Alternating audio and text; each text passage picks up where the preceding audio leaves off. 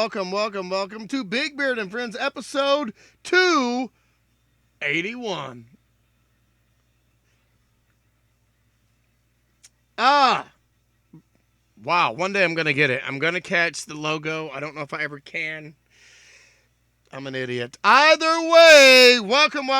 First and foremost, as I always say, welcome. I hope that you heal from what you don't talk about. Now, we often, and all of us, go through ups and downs and twists and turns and few far in between. We go through crazy life situations, folks. And we all know we do. If you got it together, congratulations, you're a liar. If you have it all perfect, congratulations, you don't know what that means. Listen, I'm simply trying to say whatever you're going through, it will pass. I say it week after week. I get on here and I've had people cuss me out. I've had people fuss me out and tell me that I don't know what I'm talking about. They tell me they can't find the dislike button. They wish they had a hate button. I've heard all this. And the thing is, but yet you take your time to come on and tell me, listen, we're all kind of in the same boat. We all want survival. We all want goodness. We all want what's great for our future and our children.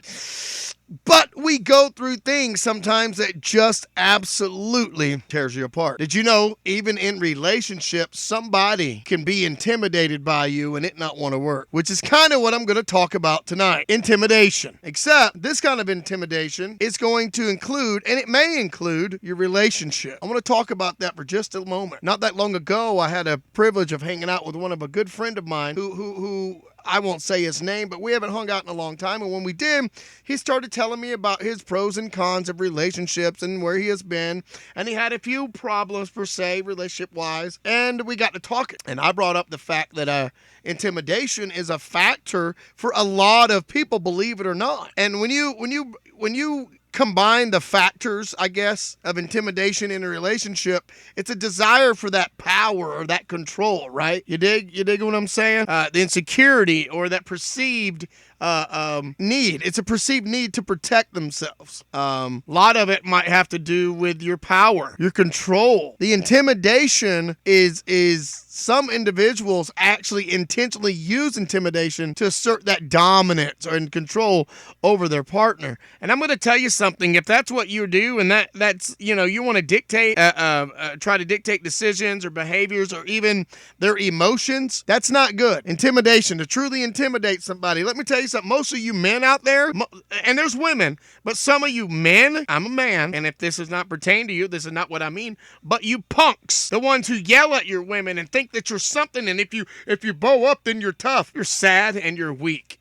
You're very sad and weak. We've all been guilty of fighting with our spouse or arguing, or maybe you've thrown some things. Maybe you punched some things. Maybe you broke some things. Maybe you showed your ass. But if you are truly bullying your spouse, you're a punk. And I'll say it to you to your face. I'll say it to you on a microphone, on a bridge. If you are doing it for the simple fact for self-gratitude and to have a pissing match where you piss further than her because, you want to be bully to her and intimidate her, you're a punk. You're a punk. She may be a real woman, but you're a punk. Stop teasing people. Stop intimidating people because you want to think your bravado's bigger than the next. Get you a true woman, and they will not put up with that shit. I promise you that, folks.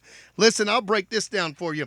The insecurities and the self-esteems that people have do determine the intimidation factor. I promise. It can be a way for those individuals to compensate for their own securities. It's true. All of this tonight is going to step on some people's toes because it can be a subconscious reaction, right? To your perceive the other person is a threat to their self-image or something, right? I'm going to step on some toes tonight, and the more and more I get on these episodes, I'm probably going to make enemies. But if you are making your partner feel small or threatened and you're doing it for your own good, no. Intimidation can be a defense mechanism too. Did you know that? In response to perceived threats. Even if those threats are not real or based on misinterpretation. It can lead to attempts to control or diminish your partner, right? Even if those attempts are ultimately harmful. You can do things. For example, listen, a partner might feel threatened by their partner's success, independence, or popularity. There are what you call communication problems in relationship. Poor communication can also contribute to intimidation in your relationships. And it's hard to understand. Who am I to say this stuff? Because I was that person. I was intimidated that my wife gave me a woman's love. Not a girl, not a little, but for us, we've been together more than half of our lives. So that helped me. When your partners struggle to express their needs, feelings, or their boundaries effectively, it can create this whole sense of an unease and make one partner feel intimidated by another's perceived power or control. I go through these things. I tell my buddies this. I told him, listen, here's what I think. From your past experiences and your learned behaviors, that you may very well learn to use intimidation as a tactic. In the case of my friend, a good friend of mine, he had said that he didn't understand why his partner was wanting other attention or ran from him when he was the good guy. He cooks, he cleans, he does the laundry, he treats her like a queen. And I mean that. And she never had to defend for nothing, but she was always doing for others. So I simply said, I believe that she is intimidated by the love that you show because she's not used to it, and she ran. And he's like, that may be a good point. To the point where we talked about it so much that I even went home. And I told him later, I think I'm going to do a show on what we've just talked about. He said, have at it. Go ahead. When you're right, you're right, you dig? When you learn certain intimidation factors and tactics, it's not cool if you use that. That's what I'm saying. If they've witnessed or experienced intimidations in their life, they might actually use that as a way to get their needs met. But the lack of empathy or understanding is also going to get your butt. You dig? If you lack empathy or you're struggling, let me tell you something. If you're struggling to understand your partner's perspective, you may unintentionally come across as intimidating. I do that a lot of times. I don't think, and I come across, I guess, intimidating or mad or confused, and it comes out. But, all that I've realized can be due to me, to my lack of emotional intelligence. I need to focus. On the true needs and desires that I have. I think a lot of it, I can say in conclusion, you can say that intimidation in a relationship is hard. It's a complex issue, I think that people are intimidated when they're so used to getting hurt, for instance, and then somebody does good by them or somebody, does something they're not used to, and then they want to run. In the case of my friend, I believed that for a moment.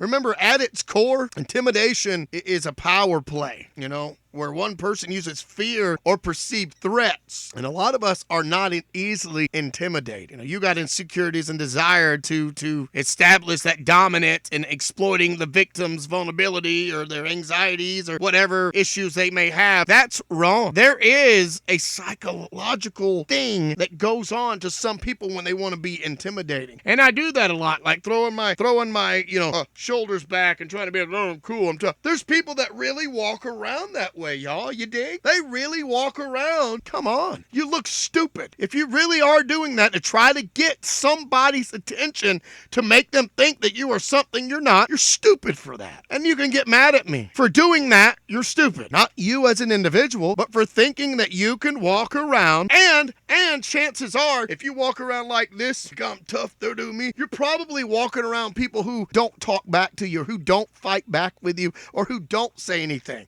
You have that power dynamics, or the fear and anxiety, the insecurity and the self-esteem. You got that, right? Because intimidation thrives on the imbalance of the power, where the intimidator feels superior and the intimidated feels vulnerable. You dig? You're not going to tell me about intimidation. I will talk and talk and talk and talk all about it. I'm reading some things online, but I'm also telling you how I feel about it. Intimidating somebody to the point where they want to change enough to be scared of you, but want to change so they just get used to being scared of you, you're wrong for that. You want control, It's a tactic to control others, right? Or the environment they're around. If you are doing it for a bravado, it's stupid. If you are creating a threatening atmosphere, okay? And I'm going to read this for a moment. Intimidation can involve creating a tense or hostile environment through physical presence, verbal threats, and subtle cues. An example of this is like a boss using harsh language and demanding expectations to control employees. Think about that. A lot of bosses, a lot of y'all do that. I said I'm stepping on people's toes. I'm not trying to make you angry. But if you get mad at all and anything I say, this much of you either has thought or believe or have given thought to what I'm saying. A bully using physical size and aggression to intimidate, say, classmates, you're a punk. I'll call you out on that. This is a type of bully. Intimidation is not cool.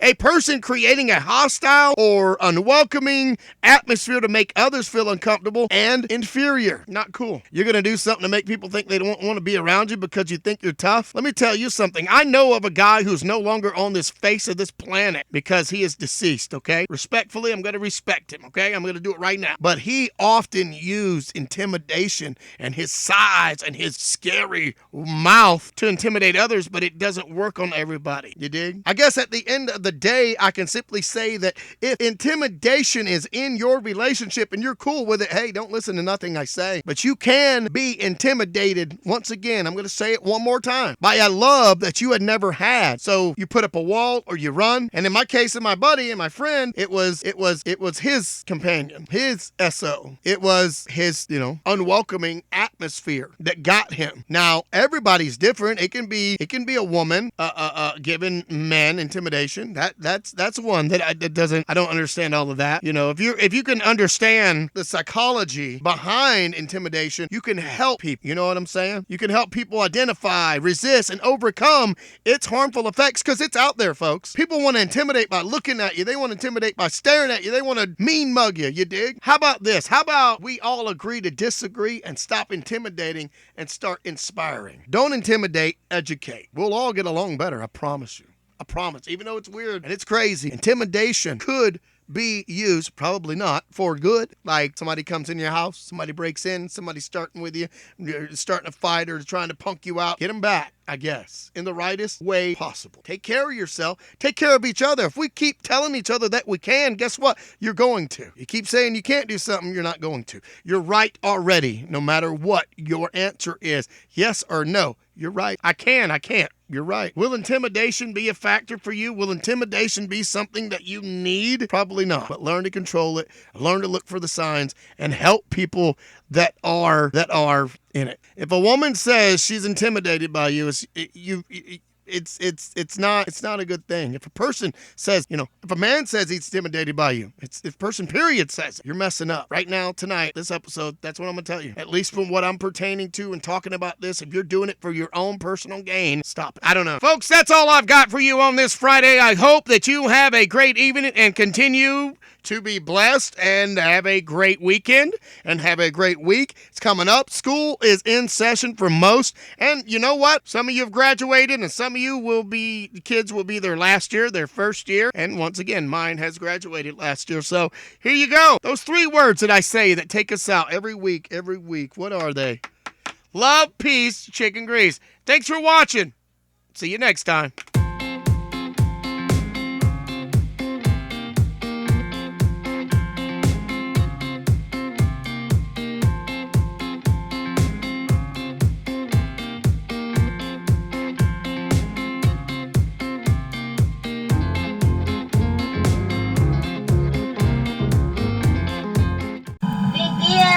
Presentations.